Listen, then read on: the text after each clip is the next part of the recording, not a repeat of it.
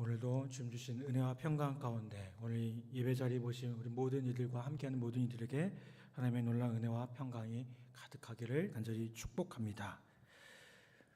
여기 볼펜이 하나 있습니다. 제가 이 볼펜을 들고 있다가 손을 놓으면 이 볼펜은 어떻게 될까요? 떨어지죠, 그렇죠? 이건 당연한 것입니다. 그런데 인류가 이거를 발견한 것은요, 불과 몇백 년이 되지 않습니다. 볼펜만 떨어지는 게 아닙니다. 사과도 떨어졌고 감도 떨어졌고요. 많은 물건들도 떨어졌습니다. 문제는 너무나도 오랫동안 이 중요한 사실을 깨닫지 못하고 우리는 살아왔다는 것입니다. 뉴턴은요, 만유인력의 법칙이 일어나게 한 게 아닙니다. 뉴턴이 이게 만든 게 아닙니다. 이미 오랫동안 작용을 하고 있었지만 사람들이 깨닫지 못하는 것을 발견해서요, 사람들이 깨달을 수 있도록 설명한 것이 뉴턴의 역할이었고 그 법칙임을 보게 됩니다. 여러분, 우리의 구원의 문제에 있어서도 이 만유인력의 법칙처럼 중요한 것이 있어요. 너무나도 당연한 것이 있습니다.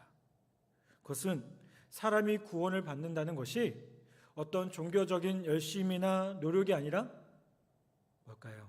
오직 믿음으로 구원받는다는 겁니다. 사도 바울은 오늘 이 갈라디아서에서 특별한 이야기를 하고 있는 것이 아니라 오직 믿음으로 구원받는다는 일반적인 원칙에 대해서 말씀하고 있습니다. 오늘 이 말씀을 통해서 우리 믿음에 대해서 다시 한번 생각해 보고요, 믿음으로 말미암는 사람은 어떤 모습이어야 되는지 다시 한번 깨닫는 귀한 은혜가 있기를 간절히 바랍니다. 여러분, 믿음하면 떠오르는 성경의 인물은 누가 있으십니까? 우리가 히브리서 11장에 나오는 그 많은 인물들이 떠오를 겁니다. 그 중에서도 가장 대표적인 인물은 바로 아브라함일 겁니다. 아브라함은 이스라엘과 아랍의 근원이 되는 사람입니다. 많은 재산과 한 부족의 위대한 족장이었습니다.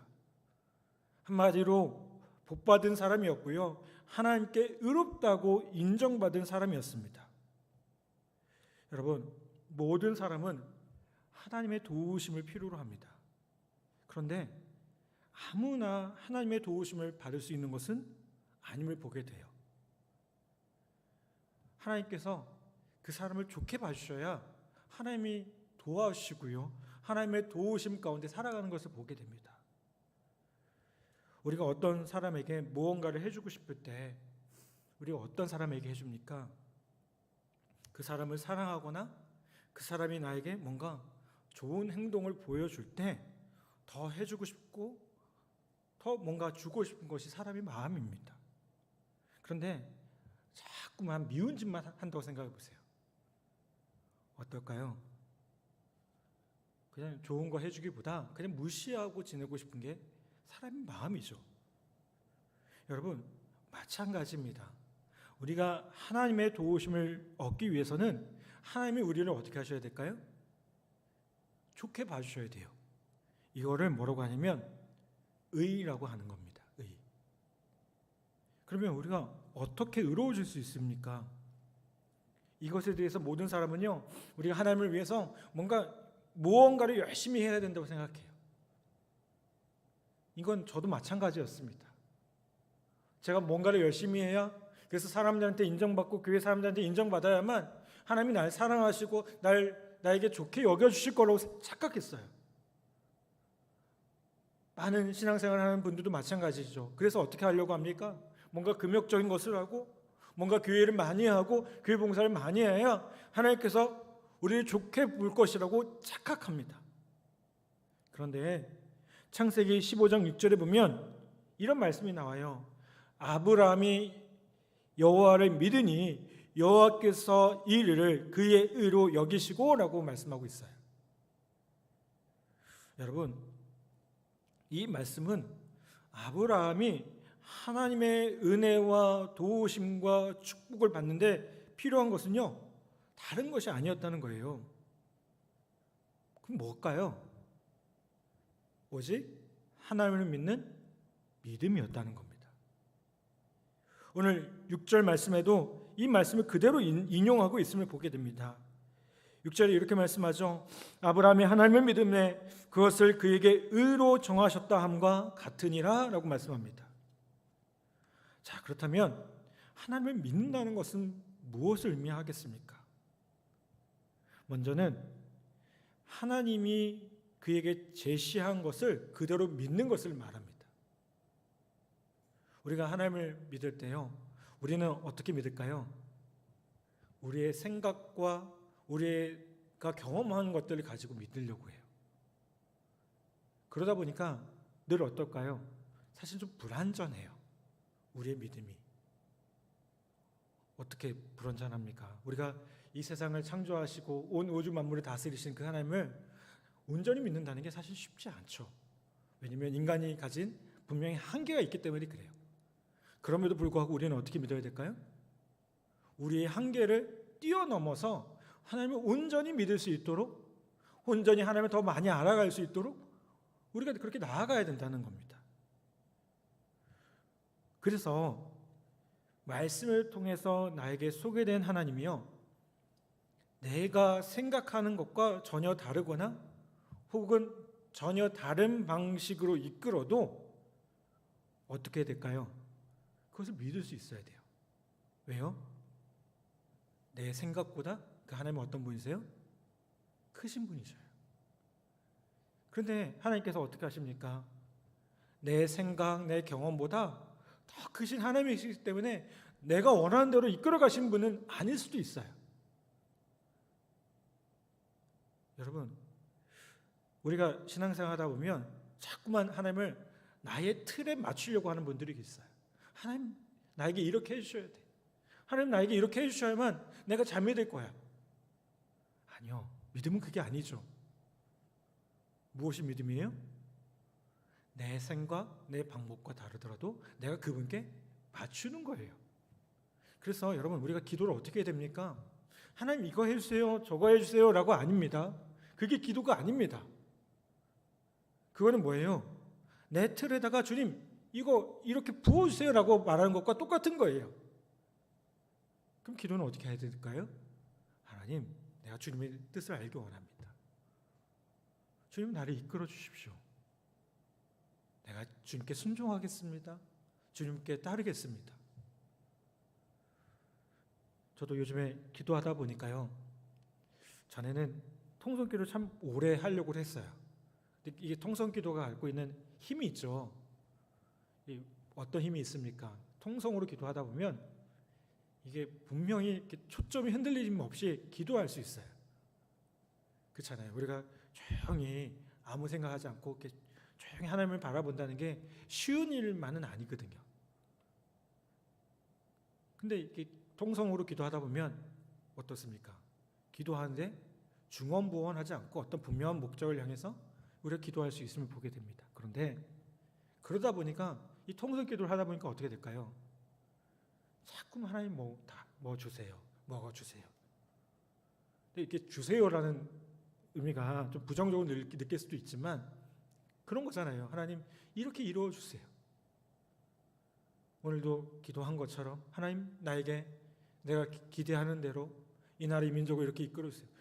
그것 자체가 나쁜 건 아니죠. 그런데 우리가 이 기도의 차원을 어떻게 됩니까? 좀 높일 필요가 있어요. 어떻게 해요? 주님, 내가 주님의 뜻을 알기 원합니다. 주님의 뜻에 순종하기 원합니다. 그러면 어떻게 될까요? 저 역시 요즘에 그래서 많이 기도하려고 하는 방법이 뭐냐면 조용히 그냥 어떨 때는 기도하려고 그래요. 그냥 말씀 앞에 놓고요, 그냥 그렇게 기도하고 싶어요. 그렇게 기도하다 보면 그렇구나, 하나님께서 이렇게 이끌기 원하시는구나 느껴질 때가 있음을 보게 됩니다. 여러분, 믿음이라는 것이 바로 그런 모습이라는 것이죠. 또 하나님을 믿는다는 것은 무엇을 말하느냐? 우리가 의롭게 되었다고 해서 진짜 의인이 되는 것은 아니라는 것을 인정하는 거예요. 이 말 이해하세요? 하나님은 우리를 어떻게 하신 거예요? 의롭다 칭해 주신 거예요. 이거를 뭐라고 합니까? 칭의라고 하거든요. 우리가 진짜 의로운 게 아니고요. 우리가 예수님을 믿을 때 주님께서 우리를 보시는 게 아니라 뭘 보시는 거예요? 예수님을 보시는 거예요. 십자가의 능력을 보시는 거예요. 우리는 그저 예수님을 의지하는 것뿐이에요. 그러니까 원래 나는 어떤 존재예요? 의로운 존재가 전혀 아니에요. 마틴 루터가 뭐라고 표현했냐면 우리가 예수님을 믿을 때 하나님께서 우리를 의롭다 여겨주시는데 어떻게 여겨주시느냐? 옷을 입는 것 같다라고 표현을 해요. 의로운 옷을 입는 거예요. 여러분, 군인이 일반 전투복을 입을 때와 정복을 입을 때의 마음가짐은 완전히 다릅니다. 그렇죠? 정복을 입으면 아무래도 어떨까요? 조금 더 조심스럽고요. 행동하는 것도 좀 조심스러울 수밖에 없어요. 신앙생활도 마찬가지예요. 하나님께서 우리를 그렇게 귀하게 여겨주신 것이죠. 그런데 우리가 그거에 합당하기 때문에 그게 옷 입혀진 게 아니라 어떻게 된 거예요? 공짜로 은혜로 입혀진 것이라는 겁니다. 그래서 허드슨 테일러라는 선교사님이 이런 얘기를 했어요. 믿음은 하나님의 신실하심을 붙드는 것이다. 믿음이 뭐라고요? 하나님의 신실하심을 붙드는 것이고요. 나를 붙드는 게 아닙니다. 나의 의로움을 붙드는 것이 아닙니다. 신실하신 하나님, 변함없으신 하나님, 한결같으신 하나님을 우리가 붙드는 것이라는 거예요. 여러분, 그래서 믿음은 뭐라고 얘기합니까? 우리 자신에게 아무것도 아니다 이렇게 말해요. 우리로 알고 그렇게 인정하게 만듭니다. 내가 아무것도 아니고요, 내 안에 주님이 주인 되실 때 주님 주시는 그 놀라운 축복과 도우심을, 오늘 말씀에 나오는 그 아브라함의 축복과 도우심을 누릴 수 있다는 겁니다. 여러분, 오늘 우리가 하나님 앞에 우리 자신을 그렇게 드리고 계십니까? 나의 자신을 부정하면서 나는 아무것도 아니고 오직 주님만 높아지기를 소망하면서 나아가고 계십니까? 여러분, 우리의 믿음이 나 자신을 드러내는 헛된 믿음이 아니라 나를 구원하신 은혜, 그 은혜로 말미암아 그 구원을 고백하고 자랑할 수 있는 우리 모두 되기를 간절히 바랍니다. 7절과 8절 말씀의 요지는 이제 하나님께 나아가는 데 있어서 유대인이 먼저냐 이방인이 먼저냐의 문제가 아니라고 얘기하고 있어요. 자, 여러분, 이 말씀에서 아브라함에게 믿음으로 말미암아 복음이 왜 전해졌을까요? 이 복음이 전해진 건 아브라함의 자손만 복을 받는 게 아니었어요. 아브라함을 통해서 모든 사람들이 복을 받기 위해서였다는 거예요. 즉 모두가 복음을 듣고 또 그 복음으로 말미암아 하나님 안에서 영광 돌리는 삶을 살기 위해 아브라함에게 복음이 전해졌다는 겁니다. 여러분, 이 말은 우리에게 아주 중요한 의미를 가집니다. 특별히 신앙생활을 먼저 시작했다면 여러분, 우리에게 어떤 책임이 있어요? 이 아브라함과 같은 책임이 있어요. 복음을 전해야 될 책임이 있어요. 그 복음을 나눠야 될 책임이 있어요. 나만 열심히 신앙생활하는 것이 아니라 또 다른 사람이 복음을 듣고 그 복음의 놀라운 기쁨과 은혜를 누릴 수 있도록 우리가 힘써야 된다는 겁니다. 제가 교회에서 사람들을 세울 때 주변 사람들에게 꼭 물어보는 게 있어요. 그게 뭐냐면 이분이 과연 그 삶의 자리에서 인정받는 분인가라는 걸 꼭 물어봐요. 그 부대에 보면 우리 교회는 군종병이 없지만 군종병들이 있거든요. 그 대대, 중대 이런 애들, 이런 데서 섬기는 군종병들이 있어요. 걔네들이 이렇게 열심히 하려고 하는 애들이 있어요. 세울 때 꼭 물어봐요. 너는 부대 생활 잘하니? 근데 거의 90%가 그래도 교회 다니는 애들이 부대 생활도 잘 하더라고요. 제가 보니까. 그런데 걔 중에 한 10%는 어떤 아이들이 있을까요? 부대 생활은 상관없이 그냥 교회에서만 열심히 그렇게 신앙생활 하려고 하는 애들이 있어요. 물론 그 마음도 충분히 이해해요. 충분히 이해해요. 그런데 여러분,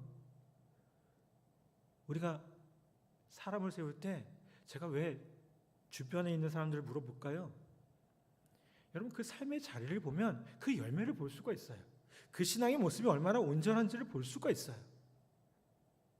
여러분, 우리가 신앙생활하는 게요, 교회 생활만 열심히 하려고 신앙생활하는 게 절대 아닙니다. 어떻게 돼야 될까요? 우리의 신앙의 그 모습을 통해서 우리의 삶의 자리가 아름답게 복되게 바뀌어져야 돼요. 선한 영향력을 끼칠 수 있어야 된다는 거예요. 그런데 이거하고 상관없이 그저 내가 교회 생활만 열심히 하고 봉사만 많이 하겠다, 그러면요, 분명히 그 사람이 덕이 될까요? 윗지한 사람들이 분명히 뭐라고 합니다. 쟤는 교회만 열심히 다닌다고.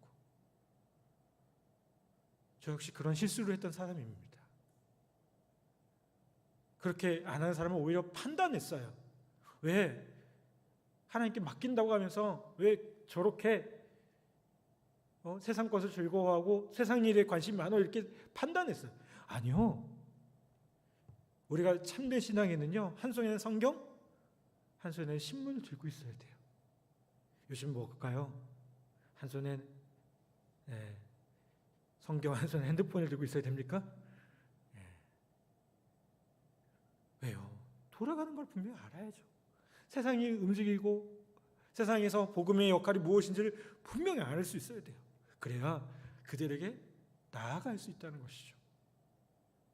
여러분, 바라기는 우리가 속한 그 삶의 자리에 우리의 모습을 통해서 복음의 역사들이 나타나기를 간절히 소망합니다. 그런데 여러분, 우리가 교회 비전이 대한민국과 국군 복음하잖아요. 이게요, 뭐 우리가 열심히 기도한다고, 물론 기도하면 되죠. 근데 가장 먼저 해야 될 게 있어요. 나의 삶의 자리가 바뀌기 시작하면 돼요. 내 가정이 바뀌고 내가 섬기는 그 부대가 바뀌기 시작하면 자연스럽게 그 사람들이 흩어져 나감을 통해서 어떻게 됩니까? 복음의 역사들이 나타날 수 있다는 겁니다. 여러분, 우리가 그 귀한 역할을 감당하는 우리 모두 되기를 간절히 바랍니다. 근데 사탄은 우리를 자꾸만 공격합니다. 어떻게 공격합니까? 너가 뭐 이렇게 대단하냐고, 너가 뭐 그렇게 대단하냐고, 그러면서 우리한테 자꾸 열등감을 심어줘요. 그런데 여러분, 이 열등감이요, 심해지면 어떻게 됩니까? 이 교만함으로 빠집니다. 열등감과 교만은요, 다르지만 같은 이름입니다. 왜요? 열등감에 빠져 있으면 다른 사람과 자기를 자꾸 비교해요. 그리고 내가 더 괜찮은 것처럼 자꾸 보이려고 그래요. 속은 안 그러면서. 여러분, 그래서 자꾸만 비교하는 그 모습들을 보게 됩니다.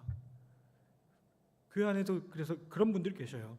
내가 신앙생활 오래 했다, 내가 모태신앙이다, 우리 부모님이 교회에서 무슨 직분을 맡은 사람들이다, 내가 뭐 방언도 할 줄 알고 이것도 할 줄 안다.